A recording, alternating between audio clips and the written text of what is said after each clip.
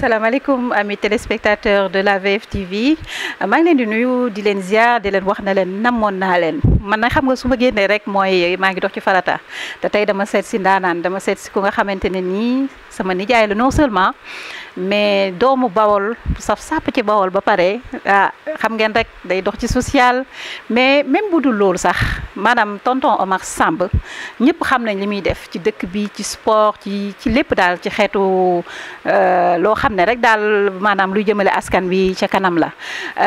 maanaam sama nijaay bopp la loolu moom Sénégal gépp xam naa ne xam nañ ko te pour la première fois nag mën naa ne man ma jël sama micro ñëw tiimale ko autorité ci dëkk bi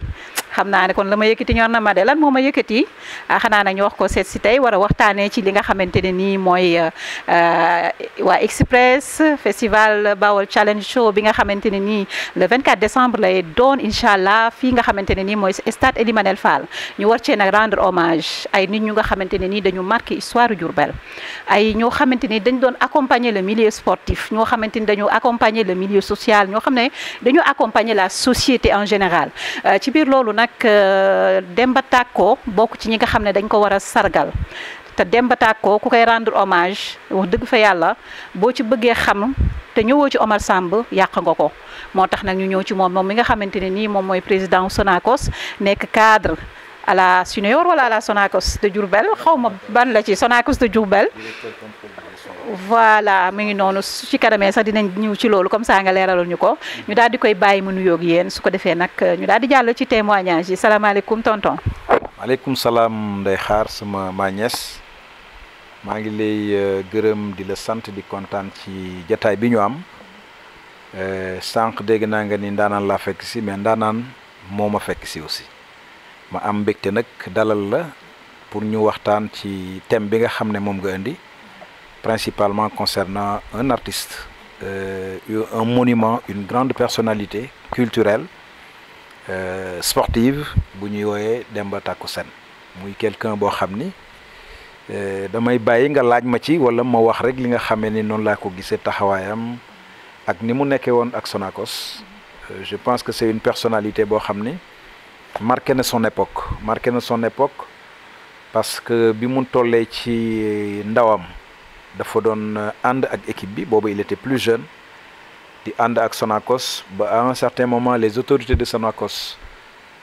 xam niveau d'engagement bi mu amoon ci équipe bi au-delà de l'équipe muy engagement bi mu amoon ci Diourbel ñoom ñu jugé ni quand même c'est une personne qui doit être récompensée à la hauteur de son engagement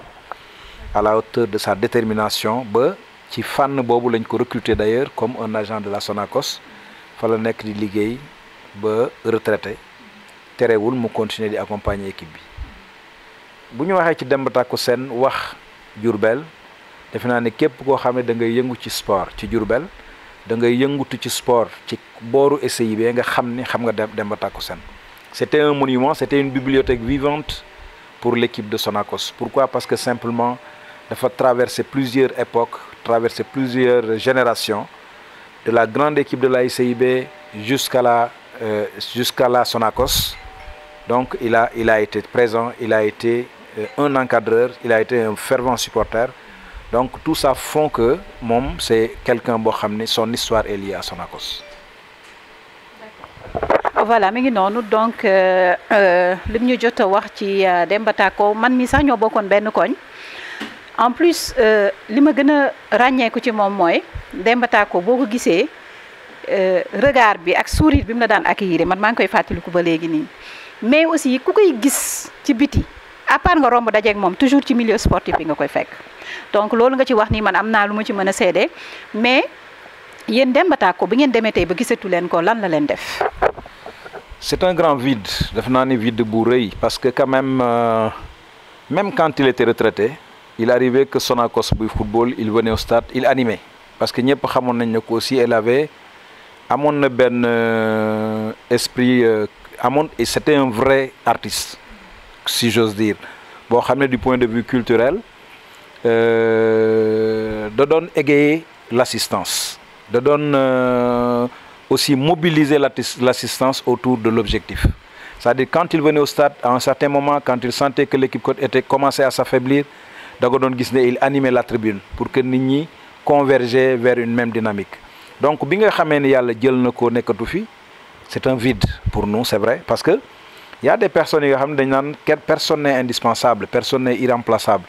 mais am na ñoo xam ne bu ñu demee dinañ bàyyi quand même partie boo xam ne kenn du ko mën a fees.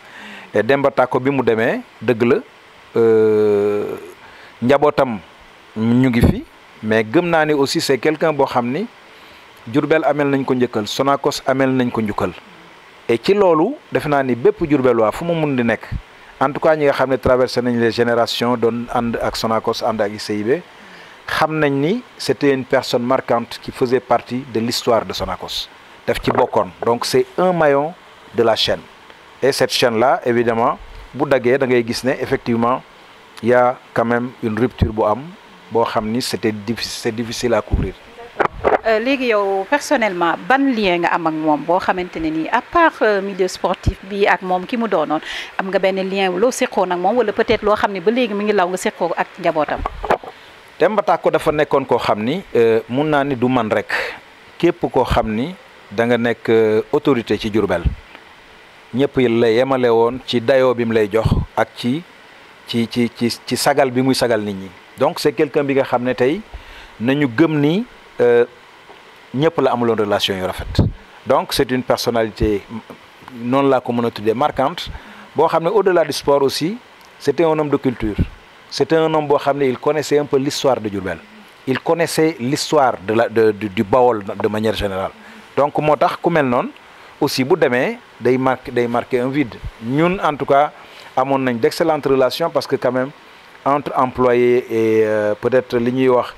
nit ñi ak seen employés dañuy am yenn relation yoo xam ne relation de fraternité la, mais relation de respect mutuel, parce que dafa am niveau bu ñu nekkoon ñoom nga xam ne à un certain moment demoon nañ ba nga xam ne ils étaient devenus des sages, nga xam ne ils étaient ci biir personnel bi di defar ba nga xam ne du ñu bëgg jamais mu am yenn écarts yi entre le personnel, ba nga xam ne ñoom maanaam c'était du ciment. C'était du ciment. Demba Tako, on peut le considérer comme tel. C'était un ciment au niveau de la famille de la Sonacos. Voilà, donc Demba Tako monument la, référence la, ñi ngi koy jooy ba léegi nag, parce que wax dëgg yàlla turam sax boo ko tuddee dafa am lu bëri lu muy indiwaat. Mais Express dañu innové lu bees tàq ren, muy témoignage yi nga xamante ne nii ñu ngi koy defal ay jëmm yoo xam ne ay monument yoo xam ne dañu nekkoon fii ci biir société fii jëriñ askan wi lool. ñooñu tey bu ñu leen di rendre hommage ñu tudd ci Demba Tako, Alioune Diop assurance ci la bokk. te Alioune Diop assurance aussi bu ñu la jéggee du ñu def yoon, parce que xam nañ ne war nga ñu cee mën a wax lu baree bari loo xam ne ñun xamuñu ko ci. Donc kon témoignage bi jàll, deuxième témoignage bi mooy Alioune Diop assurance, sa relation ak moom, ak lan nga gis ne taxawaayam moom moo nekkoon taxawaayam bi nga xam ne moom la taxawu woon waa Bawol yi ak ñëpp mën naa ne sax en dehors de Diourbel, parce que Alioune Diop assurance da ngay génn fu ne nga koy dégg, boo nee nii sax ñu ne doomu Alioune Diop assurance, wala ñu ne kon kër quartier Alioune Diop assurance. Mais léegi kooku tamit war nañ wax ci waxam. Man moom am na lu ma mësoon seq ak moom, mais après quoi yow lan nga seqoon ak Alioune Diop assurance ak loo ñu mën a wax ci moom? Alioune Diop assurance defe naa ni bu ñu tuddee turam rek témoignage bi nga mën a def tout de suite da nga naan c'est un homme multidimensionnel. Quand je dis un homme multidimensionnel, c'est que dafa ëmboon beaucoup de traits de caractère yoo xam ni bi nga xam ne moo ci gënoon fés mooy le social. C'était un homme social, c'était un homme affable koo xam ne dafa neexoon deret, dafa doonoon koo xam ne aussi da doon maanaam doo fekk coow fekk ko ca, kenn xamalu ko, du nitu jàmm la daal. te jàmm la doon béy aussi, xam nan lay mën a jàppale doomu aadama te kenn du ko yëg. loolu defe naa ne Diourbel mën nañ ko seddeel lool. Et puis c'était une personnalité boo xam ne mais ñëpp la amal jàmm. Man personnellement li nga xamee ni moom moo gënoon marqué ci moom mooy ñun bi ñu gënee nekk ndaw boobu dañu doon football, il était à côté de l'équipe de football de Cosaan. Donc ba nga xam ne ñun lool mun naa ni sax am na lu bëri loo xam ne inspiré nañu ci moom, ci maanaam taxawu doomu aadama yi ci wàllu sport bi, parce que ba léegi boo xoolee ñun ba léegi sport bi génnuñu ci, te ñun ñoo nekkoon la première génération de l'équipe bi nga xam ne moo dëkk ci gox bi. et booba ba léegi donc ba nga xam ni turam boo ko tuddee rek vraiment da ngay xam ni c'est un homme qui mérite beaucoup de choses. Et li ma ci mën a joxe sax comme preuve par rapport ak relation yi ñu am man quand j'ai décidé fi ma dëkk de bâtir un poste de santé pour les populations boo gisee bâtiment bii nekk en face man maa ko commencé pour def fi benn poste de santé boo xam ne déjà Adeline Diop assurance lañ tuddee poste de santé bi. Donc ça matérialise un peu le respect qu'on avait pour cet homme, aussi vraiment cofeel bi ñu amoon ci moom. Donc vraiment nit koo xam ne la tey boo ci doon wax mun naa ne mbaaxam doo ci jeex du jeex parce que loolu aussi ñëpp seddal nañ ko jullit la woon ku tabe la woon ku yërëm nit ñi la ñi mu nekkaloon la mais vraiment nit koo xam ne aussi nitu jàmm la woon loolu mën naa ko wax ci moom. te xam ne aussi liñ koy ñaanal rek mooy ñoom ñëpp moom ak Demba Tàkko yëpp c'était des hommes du peuple donc li ñuy ñaan rek mooy yërmande bi nga xam ne amoon nañ ko ci doomu aadama yi suñ borom fullal leen yërmande jooju ba nga xamee ni fa ñu nekk dina leen gënal fi ñu jógee te it yërmande ji tàbbi ci seen kaw tàbbi ci seen njaboot. alhamdulilah donc nañuy wax rek na amin parce que ñaan yi moom xam naa ne moom nee nañ ngi min nga barkeel kenn xamul kan la te xam naa man kii wax nii am na cër ca yàlla te man maa wax loolu man jarbaat bi nga xamante ne damaa sof sama nijaay ci social rek lay dox ci lu baax rek lay dox kon nii rek lay mën a demee xanaa nag di la laaj yow lan nga nar ren ci Bawol Challenge Show bi nga xam ne doomu dëkk bi ñoo ko organisé man moom saf naa ci sàpp ba pare yow moom xam naa di nga ci saf yow tamit. amul benn werante parce que quand même Lahat dafa nekk xale boo xam ni macha allah ndaw la yàlla na ko yàlla lafal cat yàlla na ko cat seexlu comme ni ñuy waxee bëgg na liggéeyam fonk na liggéeyam yaru na xam na ay nijaayam xam na ay magam am naag ñëpp jàmm ba noppi di liggéey xam nga xale buy liggéey te amul coloration ci li muy def c'est-à-dire seetul ne ma Samba la wala ma Demba mais day def ngir askan wi jariñoo kooku da nga koy ñaanal yàlla may ko fan wu gudd ak projet yi nga xamee ni am na ko suñu borom defal ko ci tawfeex ba vraiment fa mu bëgg a yegg mu yegg fa parce que sagu njaareem la sagu Sénégal yépp la xale la te yoon wi mu nekk macha allah mu ngi ci yoon wi parce que bu fekkee ni gone day dem ba nga xam ne da ngay jaayante pour askan wi da ngay liggéey pour population bi je pense que kooku jar na bàyyi xel moo tax incha allah bésam dañ koy ànd ak moom ba mu jeex gunge ko ci zahir ak baatin li ci war yëpp luñ ci mën ak luñ ci mënul dinañ ko def ndax defaluñu ko suñ bopp lañ koy defal parce que gëm nañ ni lépp loo xam ne def nga ko ci bésam bi da koy delloowaat askan wi donc moo tax da ngay sawar ci def ak moom. macha allah man daal bu fekkee doo mën a dem enveloppe bi mën nga ma koo jox ma joxal la ko foofu noonu ñoom jaawaan voilà mi ngi noonu donc loolu laa leen indiloon tey ci rubrique témoignage yi nga xamante ne nii mooy wàccaayu hommage yu ñu war a rendre ay doomu dëkk bi ñoo xamante ne nii wax dëgg fa yàlla manqué nañu lool ñi ngi leen di jooy ba léegi ndaxte ku ci tudd seen tur xale yi ndaw yi gën a ndaw sax mën naa ne ñi fekkee bi ñu fiy nekk mën nañ la wax lu ndaw ci ñoom tellement que dañoo dox ci social tellement que dañoo baaxoon lool nekkoon suñu ay papa man Demba Tàkko wax naa li ma ci xamee Aline Diop assurance suñu papa jooju man moom marqué na ma parce que mosoon na indi doomam dénku ma ko donc te loolu pendant des années bi ci des mos nañ dajee chambre de commerce ñuy def réunion ñu waroon voter pour est-ce que man dinaa jàll wala déet pour ci bureau bi mais dafa jóg taxaw ne leen non seulement suñu doom la non seulement dafa bëgg Diourbel mais da ngeen ko war a jox poste bi parce que mérito na ko te loolu du ma ko fàtte ba ilaa yu mu din te ay kilifa rek a fa toogoon donc ce qui veut dire que dafa bëgg lu mu am man seede boobu moom maa ko ci dolli xanaa nag di leen wax ne leen nag fi ngeen teg seen tànk foofu la bu leen ko teggi sur la VFtv nii kese lay demee c'est la chaîne leader c'est la chaîne des valeurs dédiée aux femmes mais tamit askan wi moo ko tax a jóg ndax c'est la première chaîne locale de Diourbel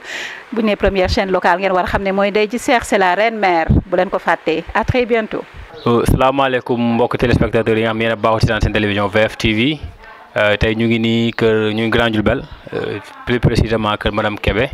tey ñëwoon pour def si benn interview bu ndaw waxtaan ak njabootam bi nga xam ne ñoo nekk fii mais aussi dëkkandoo yi nga xam ne ñoom ñoo nekk si alentour yi juste pour defaale benn mémorandum wala benn rendre hommage ki nga xam ne mooy madame Kébé ak li mu jot a def si Njaareem li mu jot a def si Sénégal te ne ñu ngi toog ak benn doomam muy monsieur Dieylani Kébé monsieur Dieylani Kébé ñu ngi lay ziar. ñu ngi lay ziar bu baax a baax di la jox sa wàccuwaay di kontaan trop ci ñëw bi nga xam ni ñëw VFtv ñëw na si kër gi. di profité ci occasion bi vraiment di féliciter soxna Ndeye Xaar ak équipe bi mu àndal yëpp di vraiment ci volonté bi mu am ba gëm boppam ñëw investir à Diourbel te mënoon ko def feneen ñëw vraiment def ko ci dëkkam je pense que ni c'est à saluer di la sant yow tamit di la gërëm vraiment ci déplacement bi nga xam ne moom nga def di nuyu dëkkandoo yëpp. ok merci beaucoup monsieur Dieylani bon xam naa nag affaire yi moom dañ koy xaw a tënk rek parce que xam naa bu ñu waroon toog fii di ci wax moom xam naa duñ fi jógee bon juste rek ñu lay bàyyi nga ñi nga xam ne ñoo toog di la seetaan nga wax leen vraiment kan moo nekkoon madame Kébé. waaw wax ci madame Kébé nag dina ma yomb c'est parce que man am naa chance bokk ci doomam yi nga xamee ni mësuma quitté maire bi. c'est vrai que doomam yi ñi bëree di ñoo voyager ñi nekk Dakar man nag mosu yàlla dogal na mosu ñoo tàggale ko tout le temps ñoo mës a nekk yàlla dogal tamit madame Kébé ku nekk xam na ni ko ab sportive la woon boo xam ni mi ngi doon jouer équipe nationale première coupe d'Afrique bi jigéen ñi nga xam ni ñi ngi ko jouer Guinée suma yaay participé en 1964 def na coupe d'Afrique Égypte après ci la embrassé métier sage-femme di ci liggéey ku ci ne xam na ni amoon na ñaari sélection équipe nationale athlétisme ak basket après ci la ko Pa Mbaye Guèye sama maam dénk ko moo looloo tax mu dem defi basket mais normalement athlétisme la waroon defi yàlla dogal ci la toppee basket bi ba noonu mu continuer boole kook njàngam ba nekk maîtresse sage-femme ku ci nekk xam na ni Louga la njëkk a servir waaw foofu la njëkk a servir nekk fa di fa liggéey bu sell waaye liggéey bi moom boo ko waxee bon jaamu yàlla la ko jàppee woon daal liggéey bi jaamu yàlla ndax dafa ni métier la boo xam ni bu fekkee ni sa xol yaatuwul mënoo koo def toujours loolu la daan wax danaan bu sa xol yaatuwul doo ko mën a def donc li mu jiitaloon ci liggéey bi rek daanaka mooy dimbale fii bi mu fiy ñëw mi ngi ñëw Diourbel en 1976 bi mu fi ñëwee je me rappelle wax na ma ni amul woon fu mu fanaan ndax bi mu njëkkee ñëw li muy wax sax nit ñi duñ ko déglu finalement ci hôtel bi la dëkkoon def fi 2-3 jours ñu koy dogo wan gouverneur ndax ñëw na 2 fois ñu rejeté ko daa xeeb ko daal mu daal di yàlla dogal muy fanaan ci hôtel bi ba gouverneur recevoir ko mu daal di jël fonction commencé dem dispensaire foofu di fa liggéey foofu tamit yàgg na fa lool je me rappelle à l'époque benn sage-femme la woon à Diourbel moo fi nekkoon yor jigéen ñëpp di leen dimbale daanaka daan toog ay jours yoo xam ne ay 100 et quelques patientes nga bëgg leen a consulter dafa daan metti lool daanaka looloo waraloon daanaka ñu ci bëri ñun xamuñu woon suñu yaay tabaski ak korité sama yaay ci dispensaire la ko daan defee ñun am na tabaski yoo xam ni daan nañ toog ba 18h je me rappelle à l'époque ci lañ daan rendi suñu xar ndax amuñu woon dañuy di xaar ba benn kilifa romb ci mbedd bi ñu woo ko expliquer ko mu dugg suñu kër rendi duñu xar daanaka daal moom hôpital moo nekkoon këram moo nekkoon léppam bi nga xamee ni yàlla dem na ba nga xam ni tamit mag na mu ibbi clinique bii nga xam ni moom la tuddee soxna Momy Mbacké lim fi liggéey diir gu yàggul mu génn àdduna ndax daanaka foofu moo nekkoon këru jaamukaay yàlla am foofu la daan laqatu lu mu fa am séddoo ko ak ay malaatam daanaka buy defal nit day laqatu ndax bëggul woon lu bëri ay doomam sax di ko xam man moom foofu nekkul woon sax sama place boo xam ni même bu may xëy sax du ma fa jaar ndax bëggul sax doom xam dara lu mu fay liggéey waaw ndax lépp lu mu daan def ci secret la ko daan defee loolu daal mën naa la ko wax moom ci biiram. ok wax nga ko léegi sa biir wax mooy que lépp lu mu doon def da doon fexe maanaam mu nekk la nga xam ne day nëbbatu mais aussi côté Grand Diourbel bi mu dëkk jàppaas bi na ci lu bëri ba si ko développement am lan nga ci xam la nga xam ne mën nga ñu ko vraiment wax teg aussi ñi seetaan télé mën ko déglu. waaw su ma yaay nag moom yàlla da ko xiiroon ci ay gune xale yi daal defe naa ne ñoo nekkoon léppam loolu moo indi Black Diamonds moo Jaari Sarr mi ñu nekkoon seen yaay daanaka boo ko daan fekk mu jiitleeg ay Black Diamonds da nga daan reetaan sax da nga naan mag bii nan la mën a toppee xale yi. noonu la mel tamit ci ASC Xandaalu ASC Xandaalu fii ci kër gii la ñuy daan regroupé lépp fii lañ ko daan defee. Black Diamonds tamit fii lañ leen daan préparé yàbb leen ci kaar yi yóbbu leen Oscar des vacances ba bi ñu commencé ñoom Cheikh Mbacke activité bi ñu njëkk a def ci bundu kër gi lañ ko njëkk a defee. ci la Ibou Ngatte yéeg ci la jigit yéeg mooy tey boo yi nekk express fii lañ njëkk a yéege ci buntu kër gi ñu tuddee leen minimum Black Diamonds. donc fii mën naa la wax pirate de Dieuppeul daan nañ fi def 4 mois 16 personnes 4 mois ci biir kër gi. fii lañ daan dëkk seen lépp fii lañ ko daan defee tailleur yeeg yëpp fii lañ daan dëkk di préparer groupe bi Black Diamonds fii la sosoo kii Fatou Lawbe bi muy njëkk a produire Diourbel fii lañ nekkoon. boo demee tey ci rappeur bu mel na ñoom aaw rapajo fii lañ njëkk a ñëw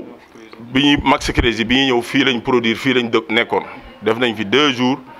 boo xoolee rappeur yu bëri jaar nañ ci kër gi. loolu li ko waral maire bi ni muy bëggee doomu jaamur toppatoo ay mi ngi ci rab bi mi ngi ci Black Diamonds mi ngi ci ASC Xandaalu équipe bu Diourbel boo fi tudd maire bi danaan bàyyi ban vacances jot mu woo benn photographe mu dajale seeni photo yëpp ñu indil ko album yooyu da ko ba léegi mi ngi fi da koy dent tey am na photo yoo xam ne suñu tanta jaaretu bii bu ma la wonoon yenn photo yi da nga naan non kii du moom donc ñoom du ñoo yàgg a bëgg encadrer ay xale topp ci di daw investir ci def ci lu ne ndax ñoom du ñoo mës a gëm ay gune léegi maa ngi lay wax ni la ñoom jaamaan bi ñu mujjee ñëw fii seet si ko mi ngi photo ak ñoom ba pare ni leen maa ngi leen di dénk na ngeen fexe ba bu leen tàggali ko na ngeen fexe ba kenn bu mu leen jaxase lii ma lay wax Papis Diallo mën na nekk témoin bi waxoon na ko moo tax bi ma gisee jaamaan affaire boobu am dama ko gis ni ko am naa lu ma metti tey de franchement ndax yéen ay doomu maire bi ngeen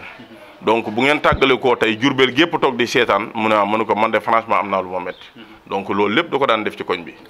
léegi benn message boo am pour lancer groupe Express bi nga xam ne ñoom ñoo war a def benn festival le 24 décembre fii ci stade bi benn message boo leen mën a lancer mais aussi bëgg nañ aussi anecdote comme yow suy doomam nga benn anecdote ba nga xam ne yow maire bi dund nga ko ak moom nga may ñu ko rek baaxee ñu ko fii ci VFtv. waaw yàlla dafa dogal nag la message bi may lancer groupe Express je pense que ni tey toll na niveau mondial. li ma leen di lancer rek mooy dama leen di ñaan ñu xoolaat bu baax et puis Diourbel waaye dimbale leen bara man Jeylaani maa la koy ñaan man sa mag la sama kanam nga ko commencé yow sa bopp bi ñuy démarrer yow yaa ni ma xaalis bi ma njëkk am ci rab 5000 francs la maire moo ñu ko mayoon donc tey nekkatu fi am na ci loo xam ne ñaanoon na leen te tey dëddu na te lii lépp day jeex ñun ñëpp du ñuy di xëy suba teel dem maa ngi la koy ñaan wax naa ko jaamaan ngeen suul lépp ngeen def ko pour intérêt Diourbel ngeen àndaat bokk ndey bokk bàyyi je pense que ni ñun Diourbel foofu lañ leen di xaaree lépp lu ngeen mënti def pour seral suñu xol ñun waa Diourbel mooy ngeen àndaat bokk ndey bokk bàyyi te bàyyi yenn détails yi mais nag dama lay wax anecdote yi bu ma ko doon wax fii ba fajar mën naa fee fanaan je me rappelle très bien am na benn jour ñu toog man ak moom ñuy waxtaan boobu élève la may war a xëy jàngi mu jox ma facture Sénélec ndeysaan bi ma joxee facture Sénélec man ko yaay sa délai yi passé na lii sax suba bu ma ko yéexee fay danañ la couper mu ne waa baax na l'essentiel demal nga fay ko ndeysaan fi ñu toogee di waxtaan rek benn kilifa déplacé daal di ñëw seet si ko ni ko daanaka daal dama am problème facture courant maa ngi ko dégg mi ngi wax ak moom de léegi maire wax ak moom ba pare jékki-jékki ni ma Chérif ma gis la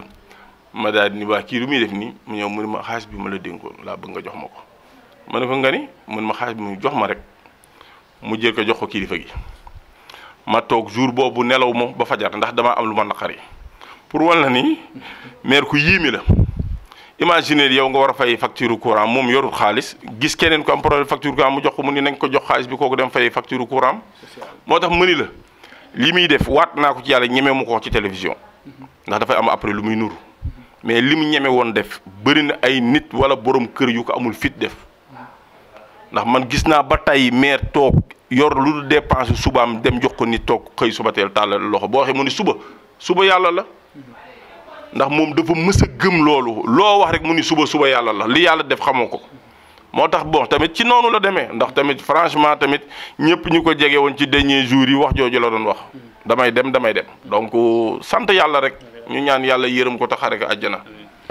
ok merci beaucoup monsieur Dieylani Kébé c'était la VFtv xanaa peut ñu gis suñu tata bee dëkkandoo la moom tamit mu ñëw sànni ci quelques kàddu rek comme ça ñu continuer.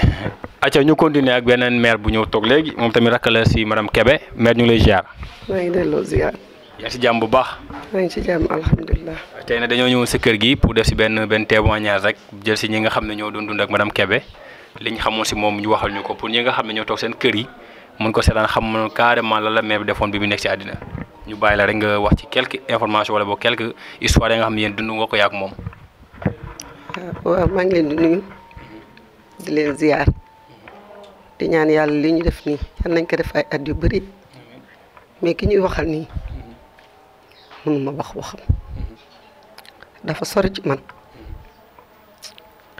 fan nga mën a mës a gisee ku bokk ak nit borom kër nga mën ko témoin fan nga ko mës a gisee. nekkul woon sama wujj sama mag la sama yaay sama confidente parce que dafa jël papa bi ma jur mu def ko papa jël samay doom def leen doom loolu defe naa umpul kenn te fu ma toog dama koy wax saa bu ñu toggee ma wax ko lii firnde bi mooy nga jël doom joo xam ne sa doom wujj la mu am 1 mois et demi nga jël ko di ko boot di ko nàmpal ba sa ween bënn muy Amina mi moo ko jur man juruma ko doole si Fatmata Zahra yéen dara ump leen ci lii lu ñuy répété rek la parce que ku ne dégg na ko ci àddina maire nag bu ñu toogoon fii ba suba di ko waxee du jeex mus naa ñëw fii dama yore woon benn tontine mu bokk ci muy natt di natt ba benn mois ma ñëw ma ne ko fekk ko bureau ma ñëw mu ne ma loo bëgg man ko dama ñëwoon pour ne la maire est-ce que ma la teggeel mu ne ma déedéet am na fu ma ko soxlaa jotagul ma ne ko soxlaa gu ko mu ne ma waaw ma daal dem ñibbi même pas 2 heures de temps mu woo ma téléphone ne ma naa ñëw wuyu ko ma ñëw fekk juste am ku ko doon seet kooku toog ci biti ma dugg mu daal ne ma ana li nga doon wax da nga ko denc man ko déedéet dama la waxoon ne pour weer bu dee mais waxuma la léegi mu ne ma gis nga ki toog fii dafa am lu mu soxla te ñemewu ma génn bureau bi jàkkaarloog moom te joxuma ko. ma ne ko da nga ko yoreel bor mu ne ma déedéet yorelu ma ko bor sa yoon nekk ci dema sa yoon su fekkee amul soo amul nga dem lijjanti ko indi ma jox ko ma dem lijjanti indi jox ko xaalisam nit day ñëw fii di wut dara bu amulee day dem làqatu ci comme dafa yore nit ki bor fekk yorelu ko bor day xëy suba du yor juróomi dërëm daal ne xale yi am téel li après nga delloo ma ko su ko defee nee na loolu da koy ubbi mën na jënd 2 kilos guro def ko par genn waa liibar moom xale bu mu yor tàmmuloo joxe naroo baax da leen ko yer ci bi ñu nekkee ay xale ba ci kii day xëy ku ne mu jox la genn waa liibar ne la duggal ci kër yi maire yu màggat yi nga jox leen ko nga feebar mu ñëw mu ne la ñëwal boo ñëwee mu bind ordonnance ba pare daa ci dugal lem ci xaalis bi yow doo ko gis de mu lem xaalis bi dugal ko ci wala mu jox doomam am naa ne ko demal pharmacie nga jënd garab gi indi loolu kan moo koy def jafe na toog na ba mu yàgg mu woo ma ñëw mu ne ma accaa man sama kër gi damaa jaaxal man ko lu fi ne mu ne ma am na lu fi nekk ma ne ko ci lan mu ne ma kër gi kenn ñëwutu fi li ma teree nelaw ci la bokk parce que man damay gis ne war naa yekk fukki bool nit ñi tiim ko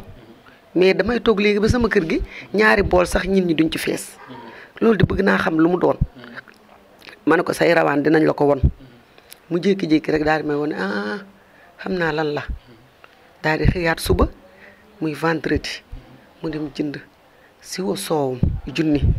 defar laaxu saraxam daal di saraxe wàcce kaami bu nit ñi feesee da nga koy yëg ci yaramam moom ni muy bëggee da ngay yëg ni muy kontaane parce que nit ñi dugg nañ ci biir kër gi loolu jafe na da ngay gis koo xam ne kii day ñëw ne ko man de yow man danga ma jaaxal wala ku mel ni man ci man laa koy njëkkee parce que jox na ma référence ba jàngal na ma loo xam ne lii bu ma daan mayee benn it léegi damay jékki-jékki ma jël li ma am yëpp maye ko toog su ma toogee man kese sama biir ne ma ne lii ma def nii jëlewu ma ko fenn bu dul ci 2 nit sama rakk bi ma bokkal ndey ak baay ak madame Kébé moo may wax ne nit li nga yore tant que jeexul leneen du ñëw dafay joxe ba du am lu mu joxe mu yónnee ne la indil ma joxe xam nga loolu jafe na ci doomu aadama mais fii nii keroog bi mu gaañoo am na ku ñëw taxaw fi ma daje ak moom ci buntu mu ne ma mënul dugg ci biir kër gi ma ne ko lu tax mu ne ma damay tënj nekk sama kër nee na ma 2 heures du matin bu jot madame Kébé dina ñëw fëgg ma jox ma dépense te boobu xaw ma ko sax miinu ma ko mais xaw ma lu tax muy ñëw di ma ko indil chaque jour ba 40 ba kii jeex ba 4 mois yi 10 jours yi jeex moo may jox dépense keneen taxaw ci gannaaw daal ne du yow rek gis na benn gardien nekk na fii nee na gis na lu mot juróomi kër yoo xam ne chaque 3 heures wala 2 heures du matin lay génn dem yóbbul leen dépense xam nga kooku moom wàllu bu làqatu la rek ndax koo xam ne kii xam na ne dafa feebar moom xam na ne dafa feebar mardi laa ñëw tiim ko mu ngi tëdd ci lal bi xale yi ñëw woo ma ne ma kaay wuyu ma mère dafa feebar ma ñëw tiim ko ma ne ko waa mère lan moo la dal yow da nga ma daan wax ne da nga ñàkk fayda booy ñaan da ngay wax ne yal naa fekke sama njëriñu njaboot yow xanaa yow tamit bëgguloo fekke njëriñu xale yi mu daal di ree fi mu tëdd ci kaw lal bi daan ne ma yii tey Awa Fall dafa ma jox ma lekk ba sama biir bi fees di yëngal biir bi di fecc wan la ne moom lu ko naqari doo ko xam lu koy metti doo ko xam ndax bëgg njaboot mu jékki-jékki daan ne ma ku ubbi rido bi man ko kenn nekk fi man maa fi ne mu ne ma kaay ma wax la ma ñëw mu ne ma man de sama kër bi day metti su ma tëddee wet nii mu metti ma tëddee nii mu metti damay jaaxaan rek man ko yow kon bëgguloo dund soo bëggoon dund fekk njëriñu xale yi da ngay dem faju ji mu ne ma waaw demoon naa tey hôpital mais suba lundi damay dem Dakar su ma demee suñ ma defalee liñ may defaree damay ñibbisi ma ne ko nga ñibbisi mu ne waaw damay ànd ak sama caat mi dem mais xam naa ne man moom sama caat mi daal la ngi noonu wax la comme kuy wax ne la dalay wax waxu olof daal ma ne ko loolu du ko faj demal nga dem faju ji yow demoo fenn fii ngay toog mu daal di ree dama toogal foofu rek yow demal sa yoon ma daal di génn dem ci suba sa ni ma ko tiimee ma xëy ci suba di ko laajte ñu ne mu ngi ci malade yi di faj xam nga kooku kenn xamul ban façon doomu aadama la kenn xamu ko mu faj ba pare ma laajte ñu ne mu ngi ci malade yi ma ne man dootuma ko seeti ndax kii bëggul boppam ci guddi gi ma ñëwaat di ko xool mu ne moom ma tane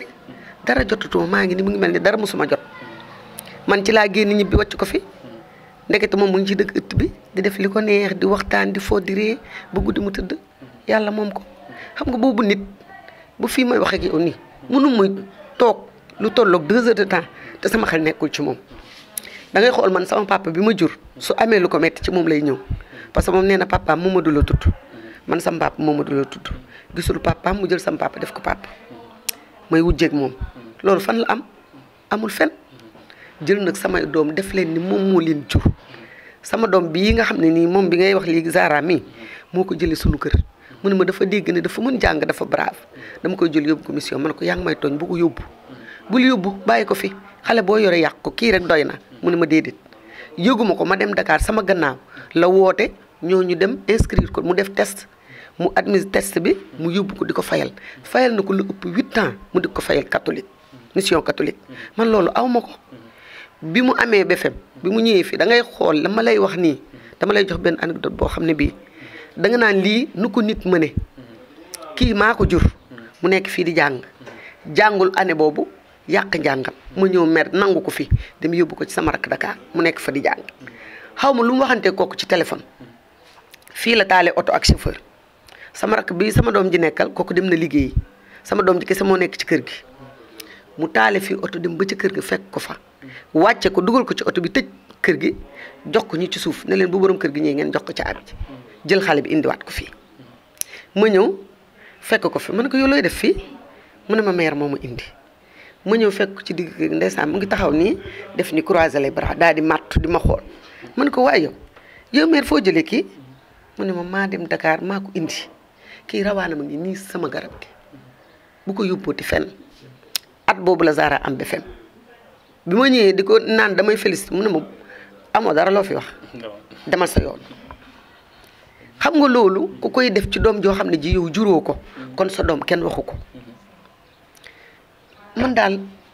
mënuma wax daal ci Maram Kébé mënuma ko kër gi ngay gis nii nit du def lu baax sax di ko wax waaye da ngay xool kër gi ñu jàkkaar loolu nii ñii dañ fiy toxu si di sunuy mbokk di sunu lépp ñu dëkk def lu ne ñuy ñëw di toxu si fii amuñu ndox amuñu courant amuñu dara bi ñu ñëwee ñu ne duñu ñëw ndax amuñu ndox may leen ñëw leen maire a ngi fi bi ñëwee ma ñëw fi ma ne ko maire avant ñuy tabax bi ñuy tabax xale bi bu ñëwee fii di defar ba mu yàgg mu ne ko nii kaay liyaar ko kooku bu ñëwee dafa foog ne kooku maçon la te kooku rakk la ci borom kër gi mu daal di dindi ciment ne ko am yóbbul boo demee na nga ko def ci tabax bi bu ko wax waa kër gi de te fekk ne kooku ci kër gi la dëkk moo koy jox ciment ba ñooñu toxu si fi ma ne ko mais ñii di def nañ demande ba sonn amuñu ndox mu ne ma yow yaa ñàkk fayda ne leen nañuy ñëw di root fii ba saay bu ñu amee ndox soo ñëwee moo lay yen moo lay encouragé nga root nga def lu ne te moom yoonam du ci nekk nga samp congélateur boo xam ne bi courant bi di daw mais day dem sax bañ koy couper courant comme nii Jeylaan di wax mais soo ñëwee indi sa ndugg di nga gis ku yor frigo di ko taal ci këram terewul boo jëlee ndugg yow da nga koy indi fii dénkaane ko fi terewul yaa ngi sori sa congélateur muy tàkk loolu amul fen courant day am courant boo xam facture kenn mën la wax ni mu toll mais du ko jooy du ko jàmbat moom daal wàlliwu la daal ci li ma mën a wax ci li ko gàttal kenn mënu la wax ay waxam ñuy ñaan rek dañu naan yàlla bu ko cat jiitu ci bàmmeelam tamit firnde na ko deeyam guddi àjjuma la gaañu di fajaru àjjuma fajar googu mu gaañu fajar googu la sam papa gaañu ñoo bokk même heure da koo xam ne kii bu guddee koor day jël xëdd defaral kii caatam bi teg ko ci tànk lalam daal di tëdd li kii bu jógee fajar day ñëw jël xëdd bi dem xëdd bu paree delloo siwaat ko ci tànk lalam ba jour bi muy gaañu kii ñëw na di jël xëdd bi yëngal tànk bi nekk boobu gaañu na bi mu yëngalee tànk bi yëngatuwul kii daal dem yóbbu xëddam xëdd ba pare delloo ko ci biir néeg bi ndekete moom gaañu na bu yàgg ak ni mu tëddee nga xam ne kooku nitu yàlla rek la moo mun loolu defuloo feebaruloo booy jaaxal nit ñi fët-fëti woo defoo dara nit ñi ñëw fekk la ni nga tëdde woon ci guddi nga fanaane noonu yàlla moom la kon moom yàlla war nañu firnde ne kii nitu yàlla la ñuy ñaan yal nañu yàlla taas ci barkeem fii ba déwén mën naa fi toog di la jox ay waxu meer du jeex yéen nag lii ngeen di def nii yal na leen yàlla jëmale kanam yal na leen yàlla jàppale may leen ngeen nekk ci rajo yi gën a foor ci barke Mouhamed parce que li ngeen def nii dafa foor kii nii ku ko defal hommage defaloo kenn sa bopp nga ko defal parce que boo ko defee rek da nga ciy am promotion te yéen a ngi fi maa ngi fi yal nañu yàlla may ñu fekk ko fii ba déwén ngeen xam waaw. bi ñuy jógee si waa kër gi dañuy dem si ñi nga xam ne aussi ñoom ñooy dëkkandoo yi donc benn dëkkandoo ma ngi nii suñu wet ñu nuyu la soxna suñu lay ziar. maa ngi leen di fay di leen nuyu di leen ziar di leen jox seen wàccuwaay tey nag da ngeen a ñëw si kër goo xam ne suñu wax day dis si moom ndax xol yi day sori madame Kébé ku baaxoon ku amoon yërmande ku doon dimbale jaam yàlla yi ki nga xam ne lu mu dund lépp ci àddunaam ci jaam yàlla yi rek la ko yóbbu dama lay seedeel tuuti ba la may dugg ci dara kii wax léegi ne la dafa am benn ku fi tox si woon amul ndox amul courant 5 ans ñun la dañoo tox si fii amuñu courant amuñu ndox sama rak taxaw fii ñuy tabax bu ko séenee da koy oo jox ko ciment defe ne maçon la kii ñëw fi ne ko ñii dañ fee tox si bëgg a tox si ci amuñu courant amuñu ndox mu ne ko loolu dafa nekk dara barki Seydina Mohamed barki Serigne Fallou doy nañ fi juróomi atu yàlla moom mooy génn biroom moo ñuy yen bu ñu demee sax bay jënd ndox mu neex mi ñuy naan day taxaw fii mu ne yéen lu ngeen di jënd ñu ne ko ndox mi ñuy naan la ñuy jënd mu ne déedéet man maa leen ñëw leen di root ndox ba ngeen di am ndox ñuy tabax di liggéey te ci këram la ñuy roote ñu toog fi mu metti torop ci ñun teraanga moo njëkk ñu suñu kër madame Kébé bala mu doon ree day gis jaami yàlla bu dox ba taxaw si buntu këram boo fëggee buntu këram sax ubbi luñ la buy ubbi du ko tey malade yi dama la ciy jox tuuti lu gàtt dafa jóge ci Seydina Mohamed ñun ñëpp ñuy teertu naan bu mameer ñëwee dañuy feete dañuy nganale dañuy def dara mameer keroog jour bi mu ñëwee ci malade yi la njëkk a jubal ñu ne waa mameer moom naaja na di tax ubbi buntu bi ñu ñëw dem ci kii bi nganale bi mu ne sama malade yi dañ ma doon xaar yaakaar dafa foor ma toogaat fi jàngat ci moom loo xam ne nit ñëw na fi toog ay ati at amul doom ñëw di def traitement ci moom jamono metti trop ci kooku sa jël am na benn mitinu bu fi amoon kooku dafa jël parole mu ne ko damaa bëgg a faju pour am doom te awma lu ma timbali ko lool sa waruma ko woon a wax ci télé waaye nag dañ koy wax mu ne kooku ñëwal kooku dugg bureau bi mu xool ko ba pare boole analyse yi kooku war a yóbbu Dakar rajo yi kooku war a yóbbu Dakar mu takk ko enveloppe ba mu dëgër paquet xaalis bi ci biir ne ko soo demee ba Dakar na nga teppi enveloppe bi lii man te fekke naa ko ci madame Kébé fekke naa ci moom indil ko malade lu ma ñaar fukki malade ñetti malade duñ ci dagg ticket ñëpp day maye ticket yi su xoolee xam sa situation yow mi war na la mën a jëndal garab ba ci man mii day paquet xaalis ba mu dëgër dugal ko ci enveloppe bi ne la boo demee na nga jënd garab aka doonoon ndeyi taalibe yi aka doonoon ndeyi dëkkandoo yi aka mënoon a dimbalewaate barke Cheikh na Saad Bou Chérif mi mu yaakaar dana ko fekk seeseen madame Kébé ku ne lekk defal na la ci teraangaam da doon nëbbatu bu la bëggee may day làqatu ba nit romb ko mu boxam ko jox la wala mu yónni tout tànk ne ko demal joxal ma ko diw mee te ñun am nañ yaakaar daal ñun ci suñ bopp li ñuy wax dëkkandoo madame Kébé yal na xippee àjjana lim fi bàyyi yal na ci yàlla teg loxoom jafe na de téeméeri nit nga recevoir wala ñaar fukki nit ci benn jour kenn du dagg ticket ku amul ordonnance nga may ko ku feebar nga faj ko ku amul dépasse nga jox ko ak a jafe waaye nag lim fi bàyyi yal na ci yàlla teg loxoom fi doomal de li ma mujjee waxanteeg moom mu ne ma deel liggéey te loo am deel may tout tànk yi loo am dee ko may tout tànk mu ne ma soo bàyyee tooñ bàyyi xale yi ngay tooñ da ngay dem màkk mu ñaanal sama yaay at bi del sama yaay dem màkk mu ne ma soo bàyyee tooñ di nga dem màkk ma ne ko dinaa bàyyi tooñ ndax ma dem màkk madame Kébé daal mënuñoo wax ci moom xol yi tooy na yal na yàlla xippee àjjana yéen it fii ngeen ñëw tey yal na ngeen yokk ba yëg ko